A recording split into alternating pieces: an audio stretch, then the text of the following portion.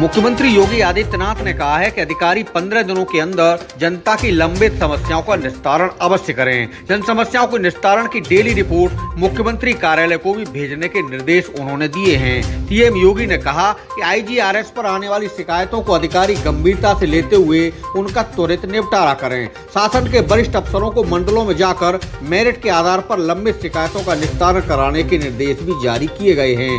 मुख्यमंत्री के निर्देश पर अपर मुख्य सचिव और सचिव स्तर के अधिकारी मंडलों का दौरा करेंगे और सरकारी योजनाओं की हकीकत जानेंगे। राजधानी लखनऊ में अफसरों के साथ बैठक में सीएम योगी ने यह निर्देश दिए हैं। बरेली में एथलीट गर्ल के साथ चलती बस में छेड़छाड़ और मारपीट की घटना सामने आने से हड़कंप मच गया है। पीड़ित छात्रा आर्मी की भर्ती की तैयारी कर रही है। वो बहेड़ी कस्बे में कोचिंग क्लास लेने जा रही थी। दूसरे समुदाय के बताए जा रहे युवकों ने उसको रास्ते भर परेशान किया और बहेड़ी पहुंचकर बस से उतरने पर भी उसके साथ मारपीट की। शिकायत पर पुलिस ने 4 अज्ञात हमलावरों के खिलाफ एफआईआर दर्ज कर ली है। पीड़ित परिवार ने बताया है कि हमलावर दूसरे समुदाय के हैं। छात्रा एथलेटिक्स में तमाम मेडल जीत चुकी है। बरेली के कॉलेज से ग्रेजुएशन की पढ़ाई के साथ वो सेना भर्ती की भी तैयारी कर रही है। गाजियाबाद में उसने सेना भर्ती के लिए फिजिकल भी पास कर लिया है। अब लिखित परीक्षा होनी है, इसके लिए वो बहेड़ी में कोचिंग क्लास लेने जाती है। हिंदू संगठनों ने घटना पर रोष जताते हुए आरोपियों की तुरंत गिरफ्तारी की मांग उठाई है। लखनऊ कोर्ट में गैंगस्टर जीवा की हत्या के बाद बरेली कचहरी में भी सुरक्षा कड़ी कर दी गई है। गुरुवार को कचहरी गेट पर भारी पुलिस बल तैनात रहा। हर आने जाने वाले की चेकिंग की गई। बिना काम घूमने वालों से भी पुलिस ने सख्ती से पूछताछ की। कचहरी में अब किसी को भी बिना काम के जाने की इजाजत नहीं दी जाएगी। बता दें कि लखनऊ की अदालत में पेशी पर ले जाते समय गैंगस्टर संजीव उर्फ जीवा की गोली मारकर हत्या कर दी गई थी।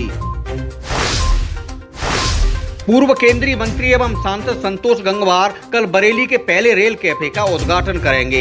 इज्जतनगर स्टेशन पर बनकर तैयार हुआ रेल कैफे बरेली के लोगों के लिए आकर्षण का केंद्र बना हुआ है। रेल के डिब्बे के अंदर बने रेस्टोरेंट में आम लोग लंच और डिनर का लुत्फ उठा सकेंगे। रेल के कोच में बने रेस्टोरेंट में आम लोग अब लंच और डिनर का आनंद उठा सकेंगे। रेलवे ने कंडम कोच को रेस्टोरेंट में बदल दिया है। पिछले काफी दिनों से इस रेल कोच रेस्टोरेंट की साज सज्जा का काम चल रहा था।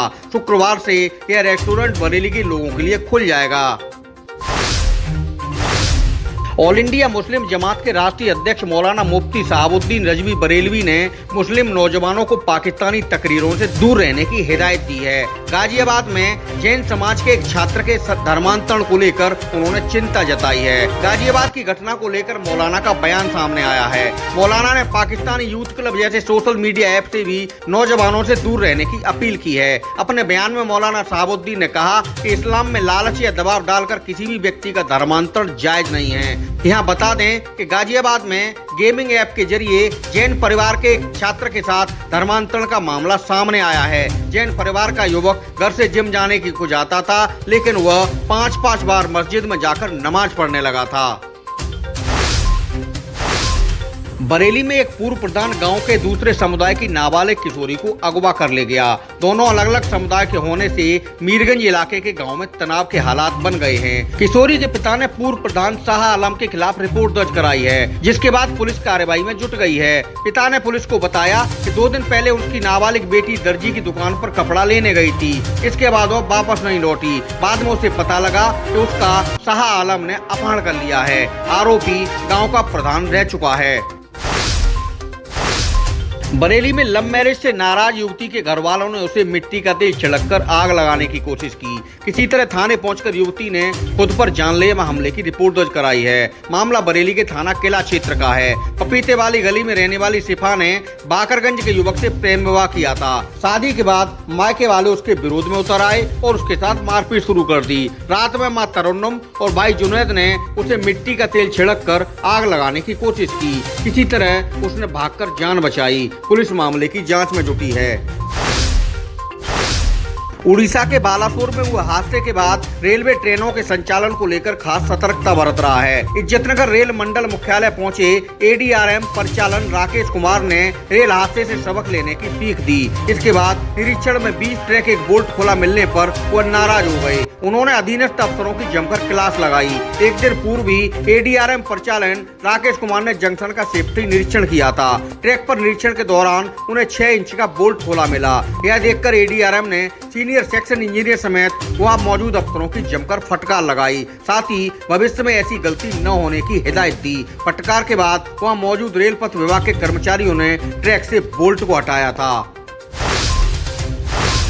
बरेली के इज्जतनगर इलाके में रेलवे की जमीन से मजार हटाने की कार्रवाई फिलहाल 1 सप्ताह के लिए रोक दी गई है। रेलवे ने रोड नंबर 5 पर स्थित सैयद बसीरुद्दीन बाबा की मजार को हटाने के लिए नोटिस दिया था, लेकिन इसका विरोध शुरू हो गया था। मामले में आला हजरत दरगाह के प्रतिनिधि मंडल ने डीआरएम रेखा यादव से मिलकर अपनी बात रखी। इसके बाद डीआरएम ने 1 सप्ताह तक मजार हटाने की कार्रवाई पर रोक लगा दी है। मजार पक्ष को मामले से संबंधित दस्तावेज दिखाने को कहा गया है।